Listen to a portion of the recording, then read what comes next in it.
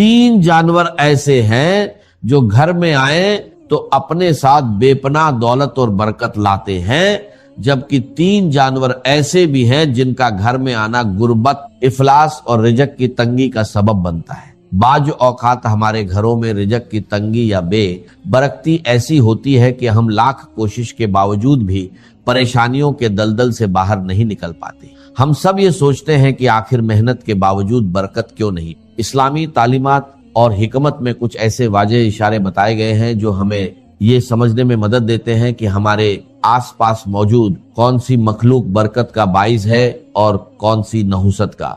आज की इस वीडियो में मैं आपको इन जानवरों की हकीकत और उनके पसे मंजर के बारे में तफसील से बताऊंगा ताकि आप अपने घरों को आजमाइशों से बचा सके और बरकतों को अपने घर का रास्ता दिखा सके। यह मौजू बहुत अहम है, इसलिए मेरी इस गुफ्तगू को आखिर तक लाजमी सुनिए। मोहतरम नाजरीन, अब बात करते हैं उन 3 जानवरों की जिनका घर में बसेरा करना, कसरत से आना या रहना इस्लामी और हकीमाना नुक्ता ए नजर से अच्छा नहीं समझा जाता और ये घर में रिजक की तंगी और मुसीबतों का सबब बनते हैं। चील एक इंतहाई तेज रफ्तार और शिकारी परिंदा है। आपने ये बात तो जरूर सुनी होगी कि आसमान का राजा अखाब या शाहीन को माना जाता है, लेकिन चील एक ऐसा परिंदा है जो अपनी चुस्ती की वजह से बाज औकात शाहीन का शिकार भी चुरा लेती। अक्सर देखा गया है कि कुछ घरों की छतों पर चीलें बहुत ज्यादा तादाद में या कसरत से आकर बैठती हैं। हमारे बुजुर्गों और दाना लोगों का कहना है कि घर की छत पर चील का मुसलसल आना या सुबह दोपहर के वक्त बैठना अच्छा शगुन नहीं माना जाता। यह इस बात की अलामत समझा जाता है कि इस घर पर अनकरीब कोई बड़ी मुसीबत, परेशानी या रिजक की शदीद तंगी आने वाली है। दूसरा जानवर जिसका घर में आकर रहने लग जाना और हर कोने में बस जाना मनहूस समझा जाता है, वह मकड़ी है। मकड़ी की वजह से घर में तंगी और मुसीबतें आती। यहाँ एक बात वाजह करना बहुत जरूरी है कि मकड़ी बजात खुद कोई मनहूस जानवर नहीं है, क्योंकि इसी मकड़ी ने हिजरत मदीना के तारीखी मौके पर गार ए सौर के दहाने पर जाला बुनकर हमारे प्यारे नबी हजरत मोहम्मद सल्लल्लाहु अलैहि वसल्लम की कुफार से हिफाजत की थी। लेकिन मकड़ी की बद दुआ बहुत खतरनाक होती। मकड़ी उस वक्त बद दुआ देती है जब उसका मुकम्मल तौर पर बना हुआ जाला अचानक और बेदर्दी से तोड़ दिया जाए। इसीलिए दाना लोग फरमाते हैं कि घर में मकड़ी का जाला कभी मुकम्मल न हो। जैसे ही मकड़ी किसी कोने में जाला बुनना शुरू करे, उसे फौरन साफ कर दे। तीसरा हैवान जो घर में न सिर्फ बेबरकती लाता है बल्कि खतरनाक बीमारियों का सबब भी बनता है, वह लाल बेग। इमाम जाफर सादिक रहमतुल्लाह अलैह का एक इंतहाई अहम फरमान है, तमाम हशरातुल अरज में इंसान का सबसे बड़ा दुश्मन लाल बेग है। ये इंसान का ऐसा पोशीदा दुश्मन है जो हर वक्त गंदगी फैलाने और नुकसान पहुंचाने की ताक में रहता है। अगर आपके घर में लाल बेग कसरत से नजर आने लगे तो समझ जाएं कि बरकत उठ। साइंसी तहकीक भी इस बात की तस्दीक करती है कि घर में लाल बेगों का ज्यादा होना दिल की बीमारियों की बड़ी वजह है। लाल बेग एक खास किस्म का केमिकल छोड़ते हैं जो इंसानी दिल को कमजोर करता है और हार्ट अटैक का बाइस बनता है। साइंसी और इस्लामी दोनों लिहाज से इनका घर में होना रिजक की तंगी और बर्बादी लाता है, इसलिए फौरन इनके खात्मे का इंतजाम करें। वो 3 जानवर जो घर में दौलत और बरकत लाते हैं। आइए अब उन खुश किस्मत जानवरों और परिंदों का जिक्र करते हैं जिनका घर में आना, बसेरा करना या घोंसला बनाना बेपनाह बरकत, दौलत और रिजक में इजाफे की अलामत है। शहद की मक्खी। शहद का शुमार नबी एक करीम सल्लल्लाहु अलैहि वसल्लम की पसंदीदा तरीन गिज्जाओं में होता है और अल्लाह तबारक व तआला ने शहद और शहद की मक्खी दोनों के अंदर खुसूसी बरकत और शिफा रखी। जिस घर के पास से या जिसकी छत के आसपास से शहद की मक्खियां कसरत से गुजरती हैं, वह घर बहुत मुबारक मान। और अगर ये मक्खियां आकर आपके घर की किसी दीवार, छत या कोने में अपना छत्ता बना लेती, तो ये इस बात की वाजह और यकीनी निशानी है कि इस घर में अब रिजक और बरकत के दरवाजे खुलने वाले। 2. चिड़िया। चिड़िया एक इंतहाई मासूम, बेजुबान और प्यारी मखलूक है। घर के आंगन में चिड़ियों का चहचहाना वैसे ही दिल को सुकून देता है, लेकिन इस्लामी रिवायत और बुजुर्गों के तजर्बात के मुताबिक घर में चिड़िया का घोंसला बनाना बहुत ही ज्यादा मुबारक माना जाता है। अगर चिड़िया आपके घर की किसी सरखी, पंखे या कोने में घोंसला बना ले تو اسے کبھی بھی نقصان نہ پہنچے۔ نظر بزرگوں کا کہنا ہے کہ چڑیا کا یہ معمول ہوتا ہے کہ وہ صبح سویرے اپنے گھونسلے سے اڑنے سے پہلے اللہ تعالیٰ کی حمد ثنا کرتی ہے، سبحان اللہ کا ورد کرتی اور اللہ سے یہ دعا مانگتی ہے، یا اللہ نہ صرف مجھے رزق عطا کر بلکہ جس گھر میں میں نے گھونسلہ بنایا ہے اس گھر والوں پر بھی رزق کی تنگی نہ آنے دے۔ تیسرا جانور جس کا گھر میں آنا رہنا یا بچے دینا بے پناہ دولت اور خوشحالی لاتا ہے وہ بلی۔ ام المومنین حضرت عائشہ رضی اللہ عنہا سے روایت ہے کہ نبی کریم صلی اللہ علیہ وسلم نے ارشاد فرمایا، یقیناً بلی ہرگز ناپاک نہیں ہے بلکہ یہ تو تمہارے گھروں میں کثرت سے آنے جانے والی مخلوق ہے۔ ہمارے پیارے نبی صلی اللہ علیہ وسلم کو بلی اس قدر پسند تھی کہ روایت کے مطابق آپ صلی اللہ علیہ وسلم بلی کے برتن میں بچے ہوئے پانی سے وضو تک فرما لیتے تھے۔ بلی کی دعا اور بد دعا دونوں سیدھی عرش تک جاتی ہے۔ اگر آپ کے گھر میں بلی آتی ہے اور آپ اپنی حیثیت کے مطابق اسے روٹی کا ٹکڑا ڈال دیتے ہیں، دودھ یا پانی کا بندوبست کر دیتے ہیں تو وہ خوش ہو کر آپ کے حق میں دعا کرتی۔ جب بلی دل سے دعا دیتی ہے انسان کے وارے نیارے ہو جاتے ہیں۔ نتیجہ اور التماس، محترم ناظرین، قدرت کے اس پورے نظام میں اللہ تعالیٰ نے ہر مخلوق کی ایک خاص اہمیت رکھی۔ اگر ہم اللہ کی بے زبان مخلوق پر رحم کریں گے تو عرش والا ہم پر رحم کرے گا اور ہمارے رزق کے بند دروازے کھول دے گا۔ وہ تمام چیزیں جنہیں ہم نے ضروری سمجھ لیا ہے، درکار سمجھا ہوا ہے کہ یہ بھی ضروری ہے، یہ بھی ضروری، یہ بھی درکار ہے، یہ بھی درکار ہے، اکثرت درکار نہیں، اس کی اکثریت جو ہے وہ درکار نہیں، ضروری نہیں۔ تو اس لیے اب یا تو انسان اپنی کوئی دنیاوی حقیقی ضرورت پوری کرنے کے لیے وقت صرف کرے یا دین کی اور آخرت کی کمائی کے لیے صرف کرے۔ اب نیند ہے، استراحت ہے، یہ بھی انسان کی ایک ضرورت ہے، یہ ضرورت پوری کرے۔ کھانا ہے، یہ انسان کی ضرورت، لہذا اس کو تو اس کے اندر شامل سمجھیے۔ اب جو وقت بچ گیا ہے وہ سارا کا سارا آخرت کو بنانے اور کمانے میں دین کی خدمت کو لگنا چاہیے۔ کہاں بچ گیا آپ کے پاس؟ ٹائم بچا ہی نہیں۔ پیس ٹائم جس کو کہتے ہیں، کوئی ہابی ہے جی میری، بس وقت گزاری کا مشغلہ ہے، وقت گزاری، لا حول ولا قوت الا باللہ۔ آپ کو وقت گزارنے کے لیے مشغلہ چاہیے، یا ضروریات زندگی کے لیے وقت صرف ہونا چاہیے، اور یا پھر وہ وقت لگنا چاہیے آخرت کے بنانے اور کمانے۔ جو دو چیزوں سے تیسری کیٹیگری آ جائے گی وہ مالا یعنی، اس کا کہ اس سے کوئی تعلق ہی نہیں، لا حاصل بے مقصد بلا ضرورت، یہ انسان کے اسلام کی خوبی ہے۔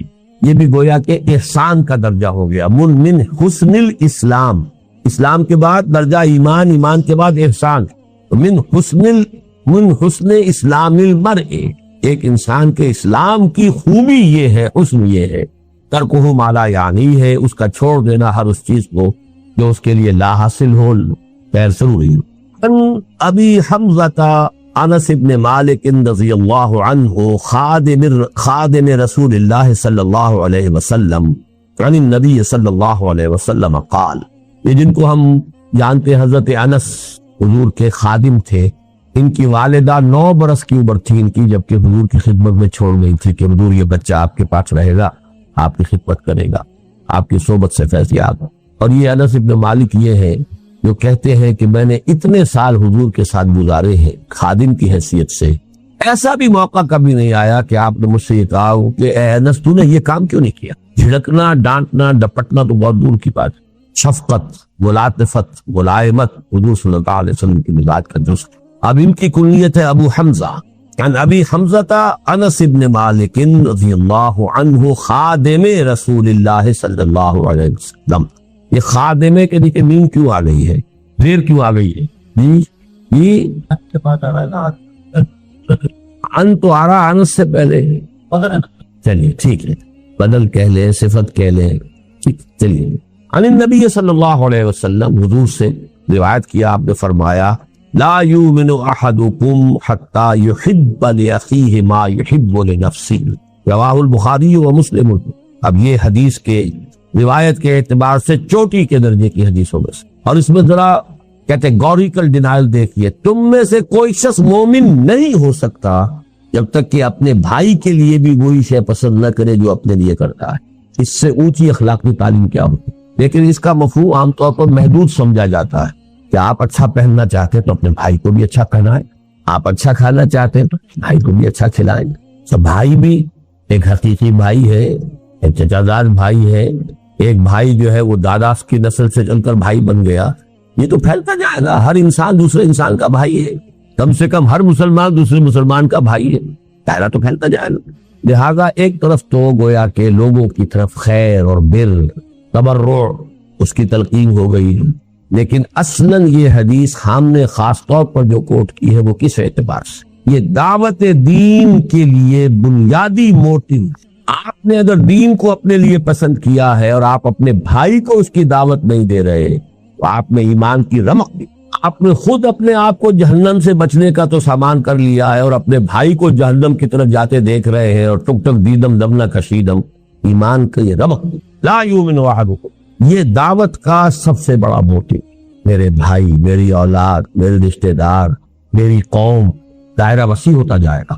تنظیم اسلامی کا جو ہمارا تاسیسی قرارداد، اس کی پھر تشریحات ہو، ہر شخص کو داعی ہونا چاہیے، اور دعوت کا دائرہ قو انفسکم، اس کے بعد واہلیکم، اس کے بعد اپنا کنبہ قبیلہ، یا اس کے بعد اپنی قوم، یا قوم اعبدوا اللہ، اس کے بعد پوری نوع انسانی ہے۔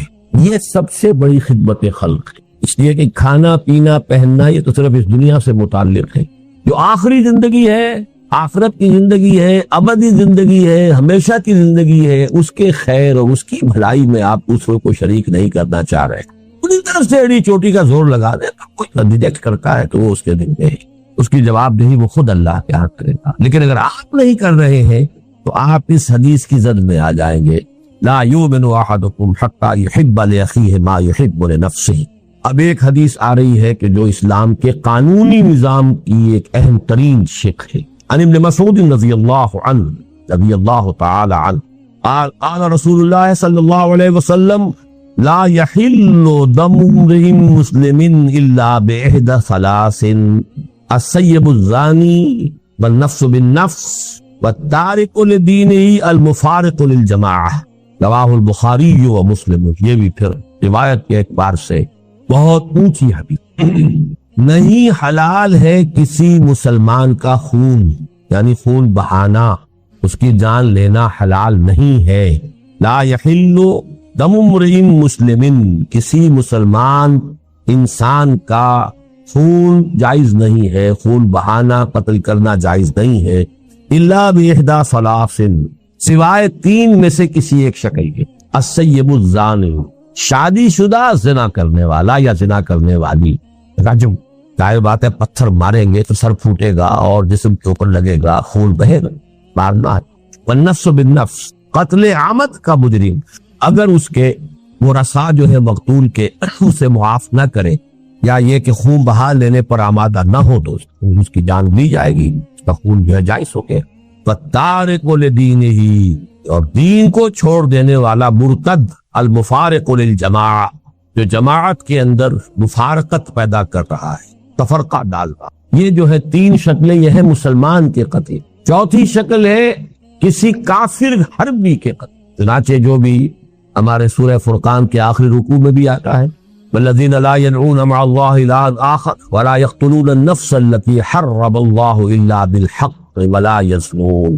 تو قتل جو ہے بالحق وہ صرف چار شکلیں ہیں۔ کافر بھی یہ نہیں کہ جس کافر کو جب چاہو قتل کر دو، کافر حربی ہو، جس کے ساتھ جنگ ڈکلیئرڈ ہو، حربی کافر، اور اس کے بعد مسلمان جو ہے وہ تین شکلوں میں سے ایک۔ اب بدقسمتی سے اس رجم کے بارے میں چونکہ مولانا امین نصر اصلاحی صاحب نے بھی بڑی اجماع امت سے ہٹ کر اور ان احادیث سے صریحہ کو رد کرتے ہوئے بات کہی ہے، میں حال ہی میں انہیں خط لکھ رہا ہوں، آپ دعا کریں اللہ تعالیٰ ان کے دل کو پھیر دے، اللہ نے انہیں عمر طویل دی ہے، میں درخواست کر رہا ہوں کہ وہ رجوع کریں اپنے اس مرنے سے پہلے اللہ تعالیٰ انہیں اس کی توفیق دے دے، اللہ تعالیٰ دلوں کو بدل سکتا ہے۔ تو السیب الزانی، زانی یا زانیہ جو شادی شدہ، اگر غیر شادی شدہ ہے تو 100 کوڑے کی سزا قرآن میں آئی ہے، شادی شدہ کے رجم کی سزا قرآن میں نہیں آئی ہے، یہ حدیث اور سنت سے ہے، اور اسلامی قانون کا بمبا قرآن کے ساتھ ساتھ سنت رسول، اور اصل میں یہ سنت رسول بھی نہیں ہے، اس سے بھی آگے بڑھ کر شریعت موسوی کا وہ قانون ہے جو منسوخ نہیں ہوا۔ شریعت موسوی اسلامی شریعت تھی، اب اس میں سے جو چیزیں منسوخ ہو گئی، ورنہ جو چیزیں شریعت موسوی کی منسوخ نہیں ہوئی وہ جو کی تو قائم ہے۔ اس لیے حضور نے جب پہلا رجم کیا ہے تو آپ نے فرمایا کہ اللہ میں نے تیری کتاب کے حکم کو زندہ کر دیا. وہ کتاب سے مراد تورات، قرآن میں تو ہے ہی نہیں. اس میں کچھ اشکالات ہیں لیکن یہ بحث کا موقع نہیں ہے. بس دعا ضرور کیجئے، آپ تہہ دل سے دعا کیجئے. تو آج ہی میں خط ان کو بھیجوں گا، آپ دعا کریں کہ اللہ تعالیٰ ان کو رجوع کی توفیق عطا فرمائے. اور نفس بالنفس، یہ تو صاف سی بات ہے. وَالتَّارِكُ لِدِينِهِ الْمُفَارِقُ لِلْجَمَاعَةِ، یہاں جو ہے ایک اشتباہ پیدا ہو جاتا ہے کہ آیا ہر مرتد واجب القتل ہے یا اس کے ساتھ دوسری کوئی شرط بھی ہے. المفارق للجماعہ، جماعتی نظم کو درہم برہم کرنے والا. الفاظ کے اندر احتمال ہے اس بات کا کہ ہر مرتد کی سزا قتل نہیں، ان الفاظ کے اندر احتمال ہے. لیکن جو مرتد بھی ہو اور جو قبر کس لے اب اپنے اس ارتداد کے جراثیم کو اور پھیلا رہا ہو اور اس کے اندر فساد پھیلا رہا ہو، اس کے حق میں حضرت علی رضی اللہ تعالی عنہ کا ایک فعل بھی ہے ہمارے پاس. کہ خوارج کے بارے میں، جن کے بارے میں کہ امت کا اجماع ہے کہ وہ اسلام سے نکل گئے تھے، مرتد ہو گئے تھے، لیکن یہ کہ حضرت علی رضی اللہ تعالیٰ عنہ نے انہیں یہ کہا تھا آخری وقت تک کہ اگر تم لوگ فساد نہیں مچاؤ گے تو میں تمہیں کچھ نہیں. لیکن یہ بھی ایک بڑی فقہی بحث ہے، میں اس کی تفصیل میں جانا نہیں چاہتا اس وقت. مولانا اصلاحی کی رائے یہ ہے کہ ہر مرتد یہ جو ہے واجب القتل نہیں ہے، لیکن وہ مرتد کہ جو باغی بھی، وہ واجب القتل. اس کے لیے کچھ گنجائش میں پاتا ہوں، اگرچہ اجماع امت کے خلاف وہ بات بھی جاتی ہے، لیکن حدیث کے الفاظ میں کہنے کے لیے کسی شخص کو کوئی گنجائش تو ہے. المفارق، کسی شخص نے بس ایسے ہی اپنا خاموش بیٹھا ہوا ہے، ہو سکتا ہے کچھ دنوں کے بعد رجوع ہی کر لیں گے، عقل درستی ہو جائے. تو یہ صرف ان الفاظ کے اندر احتمال کی وجہ سے میں نے کہا ہے کہ اس معاملے میں کوئی بات اگر شخص کہتا ہے تو اس کے لیے ایک بنیاد موجود. عن ابی ہریرہ رضی اللہ عنہ ان رسول اللہ صلی اللہ علیہ وسلم قال من كان يؤمن بالله واليوم الآخر فليقل خيرا أو ليصمت ومن كان يؤمن بالله واليوم الآخر فليكرم جاره ومن كان يؤمن بالله واليوم الآخر فليكرم ضيفه رواه البخاری ومسلم. اب یہ دیکھیے، یہ اخلاق کے ضمن میں اخلاق عمدہ اخلاق انسان کے کردار کی خوبی اور بلندی، اس کے اعتبار سے نہایت خوبصورت حدیث ہے. جوامع الکلم میں یہاں بھی لفظ آ رہا ہے حسن الاسلام، نہیں یہاں نہیں. من کان یؤمن باللہ والیوم الآخر، جو شخص بھی اللہ اس یوم آخر پر ایمان رکھتا ہو، سب سے پہلی بات تو یہ ہے کہ وہ زبان کو کنٹرول میں رکھے. فلیقل خیرا او لیصمت، یا تو اچھی بات زبان سے نکالے اور یا چپ رہے. یہ ہم پڑھ چکے نا حضرت معاذ کی روایت میں، سکلت کا امو کا یا معاذ. یہ زبان پہ جو حصائد السنہ ہے، یہی تو سب سے زیادہ جہنم میں لے جانے والے کنٹرول. اسی لیے خطبہ نکاح میں جو آیات حضور پڑھتے تھے ان میں سورہ احزاب کی وہ آیت ہے، یا ایھا الذین آمنوا اتقوا اللہ وقولوا قولا سدیدا. یہاں خیر کہا، سدیدہ کہا، صاف سیدھی بات، عمدہ بات. زبان کا استعمال خیر میں ہونا چاہیے، شر میں نہیں ہونا چاہیے. اللہ کی دی ہوئی ایک امانت ہے، اللہ کی دی ہوئی ایک صلاحیت ہے، ایک بہت بڑا اللہ نے آپ کو ایک ذریعہ دیا ہے اظہار ما فی الضمیر کا، اس سے خیر قبول ہوا ہے. من کان یؤمن باللہ والیوم الآخر فلیقل خیرا او لیصمت، خاموش رہے، بولنا تو ضروری ہے. اسی لیے من صمت نجا، جو خاموش رہا اس کی نجات ہو جائے گی. مطلب جو کم سے کم گویا ہو وہ گویا کہ زیادہ سے زیادہ محفوظ ہے. زیادہ جو ہے گویائی جو ہے وہ یاوہ گوئی کے اوپر کی طرف بھی انسان کو لے جا سکتی ہے. بسیار گوئی جو ہے اس میں اندیشے زیادہ ہیں. کم گو ہونا یہ در حقیقت میچورٹی کی دلیل ہے. آدمی میچور ہے. ومن کان یؤمن باللہ والیوم الآخر فلیکرم جارہ، اور جو شخص بھی اللہ اور اس کے اور آخر پر ایمان رکھتا ہو. اب دیکھیں یہاں پر ایمان بالرسول کا ذکر نہیں ہو رہا. کیوں نہیں ہو رہا؟ ایک تو چونکہ حضور خود کہہ رہے ہیں تو بار بار اپنے اوپر ایمان کو ریپیٹ کرنا یہ بھی ایک بامروت انسان کے لیے ذرا کوفت کی چیز. دوسری بات کیا ہے کہ یہاں موٹیو کی ہو رہی ہے. موٹیو دو ہی ہے، اللہ کو راضی کرنا، آخرت کی سزا سے بچنا. اعمال میں وہ جو آیت البر کا جو درس ہے ہمارا درس نمبر 2، کہ نیکی کا موٹیو وہ ایمان باللہ اور ایمان بالآخرت سے متعلق ہے. نیکی کی فورم اور اس میں توازن یہ ایمان بالرسالت سے. تو یہاں موٹیو کی بات ہے. ومن کان یؤمن باللہ والیوم الآخر فلیکرم جارہ، اب اس پر لازم ہے کہ وہ اپنے پڑوسی کا اکرام کرے، عزت کرے، احترام کرے، اس کی عزت نفس کو مجروح نہ کرے. وہ غریب ہے تو ایسا نہ ہو کہ تمہارے عللو تللو سے اس کا دل مجروح ہو، اس کے بچوں میں احساس محرومی پیدا ہو. یہ وجہ کہ فرمایا کہ اگر اپنے بچوں کے لیے پھل لے کر آؤ تو اپنے پڑوس میں ضرور بھیجو، اور اگر اتنے ہی کم لا سکتے ہو کہ نہیں بھیج سکتے تو کم سے کم چھلکے دروازے کے باہر رکھے تھے۔ پڑوسی کا بچہ نکلے گا باہر اور اسے معلوم ہو کہ اس گھر میں آج آم کھائے، اب وہ احساس جو ہے محرومی کا اس میں شدت سے پیدا جا کر کہیں دور پھینکاؤ۔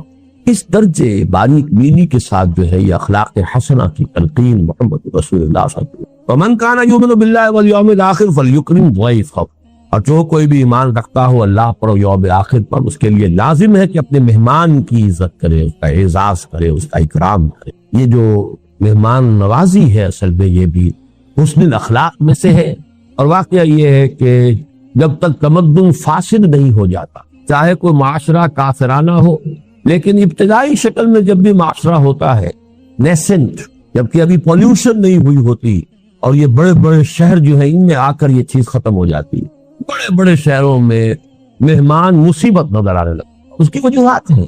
دیہات میں کوئی کبھی جائے گا شاذ، اور شہر میں تو لوگ آتے رہتے ہیں، اپنا یہ کام ہے، اپنا وہ کام ہے، آئے اپنے کام سے آپ کے یہاں تشریف لے آئے ہیں، اب آپ روزانہ جو ہے وہ لوگوں کی ضیافت کر کے تو آپ کا تو بیڑا غرق ہو جائے گا، ٹائم ختم ہوتا ہے، آپ کے خرچ ہو۔ اسی لیے حضور کی ایک حدیث میرے ذہن میں اس کا متن نہیں ہے کہ آپ نے بڑے شہر بنانے سے روکا، شاید 5 لاکھ کی غالباً آبادی آپ نے کسی حدیث میں ہے معین کی ہے، اس کے بعد شہر اور بسایا جائے، اس سے آگے شہر نہیں ہونا چاہیے، اور اس پر عمل کیا جرمنز نے۔ انہوں نے اس طرح پھیلایا ہے اپنے ملک کے اندر انڈسٹری کو، کہیں کنسنٹریشن، ایک جگہ پر ایک انڈسٹری ہے، وہیں پر ایک شہر ہے، وہیں پر ان کے ساری سیوکس جو ایمینٹیز ہیں وہ فراہم کر دی گئی ہیں، وہیں مارکیٹ ہے، وہیں سب کچھ ہے، وہ ایک یونٹ بن گیا۔ اب 10 میل چلے جائیے، اس کے بعد پھر اور آتا ہے، پھر 10 میل چلے جائیے، یہ نہیں کہ کلسٹر آف انڈسٹریز ہے، اور وہاں پر پھر جو حالات ہوتے ہیں اور پھر جو گندگیاں پیدا ہوتی ہیں، کوئی پڑوسی دوسرے پڑوسی کا نہ پرسان حال ہے نہ جاننے والا ہے۔ 1-1 کروڑ کا شہر ہو، آپ دیوار بیچ کے پڑوسی سے سال ہر سال کا کبھی الیگ سلیگ بھی نہیں ہوتی، نانی معلوم نہیں ہوتی، تو یہ در حقیقت حضارت جس کو کہتے ہیں اور مدنیت مدینہ شہر سے ہے، یہ شہری زندگی کی لعنتوں میں سے ایک لعنت۔ جب تک وہ دیہاتی فطری زندگی ہوتی ہے تو مہمان نوازی یہ انسان کے فطرت کا ایک وصف ہے۔ آدمی جو ہے خود روکھی روٹی کھا لے گا، مہمان کو چپڑی رون دے گا، پراٹھا دے گا، خود کسی وقت فاقہ کر لے گا، مہمان کو دے گا، اور یکرم ضیفہ، سے چاہیے کہ اپنے ضیف کا وہ ہے وہ اکرام کرے۔ عن ابی ہریرہ رضی اللہ عنہ ان رجلا قال للنبي صلی اللہ علیہ وسلم اوصنی قال لا تغضب فردد مرارا قال لا تغضب، رواه البخاری رحمہ اللہ۔ صحیح بخاری کی روایت ہے حضرت ابو ہریرہ سے رضی اللہ تعالی عنہ، ایک شخص نے حضور سے درخواست کی کہ حضور مجھے کوئی وصیت فرمائیے، نصیحت فرمائیے، مجھ سے کوئی بات فرمائیے ایسی جسے میں پلے باندھ لوں۔ فرمایا لا تغضب، دیکھو غصہ مت کیا۔ انہوں نے فرمایا پھر کچھ اور، پھر ارشاد فرمائیے کچھ اور، لا تغضب، بار بار اس نے یہ کہا، حضور یہ فرماتے رہے لا۔ اس قسم کی احادیث کے بارے میں ایک بات نوٹ کر لیجئے، میری کنٹریبیوشن یہی ہے کہ میں ان احادیث کے ضمن میں جو فہم حدیث کے جن بنیادی چیزیں ہیں ان کو میں مختلف حوالوں سے مختلف احادیث کے ضمن میں آپ کے سامنے لا رہا ہوں، اور ان کے نہ ہونے کی وجہ سے بڑے اشکالات پیدا ہو۔ دیکھیے، ایک ہوتی ہے جنرلائزڈ قسم کی باتیں، عموم کے ساتھ سب لوگوں کے لیے وہ مفید ہو، سب لوگوں پر اپلیکیبل ہو۔ ایک ہوتی پی پی کالز، یا یہ کہ پرٹیکولر پرسن پرسکرپشن۔ اب ایک شخص جو ہے وہ ملیریا کا مریض ہے تو ملیریا کی دوا دی جائے گی، ایک ٹائیفائڈ کا مریض ہے تو ٹائیفائڈ کی دوا دی جائے گی۔ حفظان صحت کے اصول بیان کیے جائیں گے، سب کے لیے بیان کیے جائیں گے۔ دیکھو یہ پانی صاف پیا کرو، ہوا صاف رکھا کرو، مچھروں سے اپنے آپ کو بچاؤ، یہ آپ حفظان صحت کے اصول سب کے لیے بیان کیے جائیں۔ لیکن جب پرٹیکولر پرسن سامنے آ جاتا ہے، خاص اس کے مزاج سے واقف ہو کر بات کہنا، یہ در حقیقت اس نوع کی حدیثوں میں سے۔ ویسے تو یہ اس کا عموم کا پہلو بھی ہے، انسان مغضوب الغضب نہیں ہونا چاہیے، فوراً غصے میں آ جائے، مشتعل ہو جائے، یہ بھی ایک نفاق کی علامت ہے۔ لیکن اس شخص کو جو بار بار کئی فرما رہے ہیں، معلوم ہوتا ہے کہ آپ کو اندازہ تھا کہ وہ شخص جو ہے وہ اس کے مزاج کے اندر یہ غصے کا پہلو جو ہے وہ زیادہ ہے۔ تو یہ ہے اصل میں پرٹیکولر پرسن کے لیے پرسکرپشن، پی پی پی، جیسے پی پی کال ہوتی ہے آپ کی، یہ پرسکرپشن جو ہے یہ خاص، آگے ایک اور آئے گی بات، وہ ہے جنرل پرسکرپشن۔ لیکن یہ لا تغضب، اس میں بھی عمومیت ہے، غضب مغلوب الغضب ہو جانا بہرحال بہت بڑی برائی ہے، لیکن یہاں جو ہے خاص طور پر محسوس ہوتا ہے کہ اس شخص کے اندر یہ بات تھی۔ اسی پر قیاس کر لیجئے کہ مختلف اوراد وغیرہ جو حضور نے لوگوں کو بتائے، یہ کر لیا کرو، یہ پڑھ لیا کرو، اب ان میں سے ایک ہے جنرلائزڈ، مثلا تسبیح فاطمہ ہر نماز کے بعد یہ 33 مرتبہ سبحان اللہ، 33 مرتبہ الحمدللہ، 33 یا 34 مرتبہ اللہ، یہ عام، کسی کو آپ نے کچھ اور بتا دیا، کسی کو کچھ اور بتا دیا۔ اب کوئی شخص اگر ان سب کا اہتمام کرنے بیٹھے گا تو وہی دھندا رہ گیا اس کا، وہ عدم توازن پیدا ہو جائے۔ اس کے اندر بھی وہ پرٹیکولر پرسنل پریسکرپشن جو ہے وہ شامل ہوتے، جیسے کہ صوفیہ کرتے ہیں۔ صوفیہ کے بھی اصل میں اوراد جو ہے جو انہوں نے وضع کیے تھے وہ بھی ایک پرٹیکولر دور سے متعلق چیزیں، جن چیزوں کا غلبہ ہو گیا تھا اس کے اعتبار سے انہوں نے تجویز کر دیے۔ اب وہ بن گئے کہ وہ گویا کہ ان کی ایک روایت ہے اور وہ ان کے شعار میں سے ہو گئے، وہی طریقے اختیار کریں۔ تو مستقل چیزیں تو صرف جنرلائز جو اورات یا اذکار حضور سے ہیں، جو بھی مختلف اعمال ہیں زندگی کے کرتے ہوئے، شیشہ دیکھو تو یہ دعا، بیت الخلاء میں داخل ہو تو یہ دعا، باہر نکلو یہ جنرلائزڈ ہے۔ اور یہ وہ چیزیں ہیں جس میں وقت لگتا ہی نہیں، تو آدمی کام وہی کرتا ہے اور دماغ کہیں جو ہے وہ شیطان کے پاس گروی رکھا ہوا ہے، یا یہ کہ آپ نے اس وقت اللہ کو یاد کر لیا اور وہ ذکر کیا حضور کے الفاظ کے ذریعے سے، تو دو نسبتیں حاصل ہو گئی کہ اللہ سے بھی نسبت ہو گئی کہ اللہ کو یاد کیا، اور چونکہ اس الفاظ سے یاد کیا جن سے حضور یاد فرماتے تھے، تو نسبت جو ہے رسول کے ساتھ ہی حاصل ہو گئی۔ ورنہ دماغ خالی رہے گا، کام تو کریں گے نا، آخر بیت الخلاء میں تو جانا ہی ہے، نکلنا ہی ہے، بازار میں جانا ہی ہے، واپس آنا ہی ہے، گھر سے نکلنا ہی ہے، گھر سے داخل ہونا ہی ہے، لیکن ایسے کپڑے بدلے ہیں، شیشہ دیکھا ہے، ان ساری چیزوں کے اندر اور آج یہ جنرلائزڈ، یہ ہر شخص کر سکتا ہے، لیکن ایک یہ کہ اس طرح پڑھ لیا کرو، یوں کر لیا کرو، اس کے اندر دیکھنا چاہیے کہ اس میں کوئی پرٹیکولر پرسنل پریسکرپشن کے پہلو ہو سکتے ہیں۔ اس پہلو سے یہاں پر اس حدیث کے اندر اس اصول کو سمجھتے ہیں۔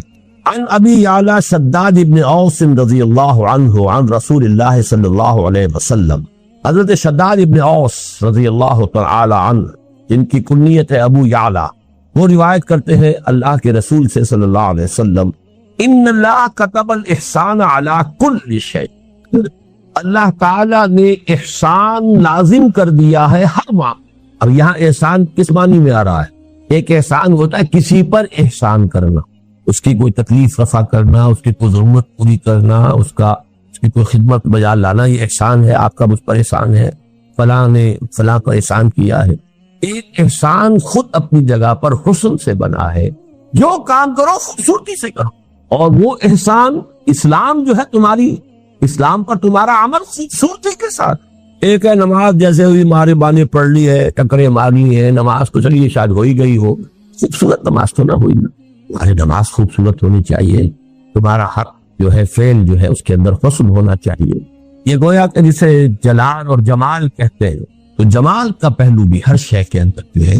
اب اس کی مثال دیکھیے، فَإِذَا قَتَلْتُمْ فَأَحْسِنُوا الْقَتْلَ، قتلہ اگر قتل کرنا ہے تو خوبصورتی سے قتل کرو، اسی لیے یہ جلاد پیشہ بنا ہے۔ عام آدمی سے کہا جائے اس کی گردن مار دو تو گردن مارے گا، تو ممکن ہے کہ وہ آدھی کٹے آدھی نہ کٹے اور وہ تڑپے، یہ پیشہ کیوں بنا ہے؟ اس کی گردن مارنی ہے، ایک ہی واٹ کے اندر اس سے اتنی مشق ہوتی ہے، اور یہ سعودی عرب میں اب بھی ہوتا ہے، میدان العدل میں، یہ نہیں کہ اب وہ بکری کو ذبح کرنا ہے، اب وہ کھلی چھری لے لیے رگڑے جا رہے ہیں، وہ اپنے جو ہے بیچاری جو ہے اس کی جان کے اوپر بنی ہوئی ہے، آپ ایک چھری کھیں تاکہ یہ کہ ایک دو مرتبہ کے اندر اس کی وہ منزل جو ہے وہ اس میں سے اتر جائے۔